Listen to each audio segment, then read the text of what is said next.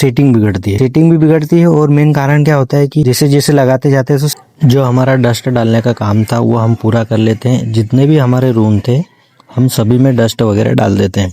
तो आज हम इस रूम की टाइल्स लगाएंगे। तो टाइल्स लगाने से पहले हमें क्या करना पड़ता है कि पूरे मतलब मकान का लेवल निकालना पड़ता है। तो हम पूरे मकान का लेवल वगैरह निकाल लेते हैं।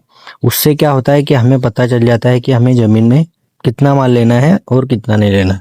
तो हमें पता चल जाता है कि हमें 2 से 2.5 इंची माल मकान में लेना है, इससे ज़्यादा नहीं लेना है। तो हम पूरा मतलब लेवल निकाल के किए वगैरह बना लेते हैं और माचन वगैरह कर लेते हैं। माचन करने के बाद में क्या करना पड़ता है कि गुनिया मतलब भरना पड़ता है। तो हम गुनिया जब भी भरते हैं तो हम सामने से ही भरते हैं। उससे क्या होता है कि कटिंग वगैरह जो है वो पीछे हो जाती है। तो कटिंग पीछे देने का ये कारण रहता है कि अगर सामने हम कटिंग देंगे तो वो चीजें अच्छी नहीं लगती है। तो कटिंग वगैरह अगर पीछे हो जाती है तो कुछ भी सामान वगैरह आ जाता है तो उसमें वो चीजें दब जाती है। तो हम जब भी टाइल्स मतलब लगाते हैं तो फ्रंट में ही अच्छी लगाते हैं। तो मैं इस रूम का गुनिया भरता हूँ तो मुझे पता चलता है कि गुनिया में मकान मतलब जो रूम है वो गुनिया में है ही नहीं।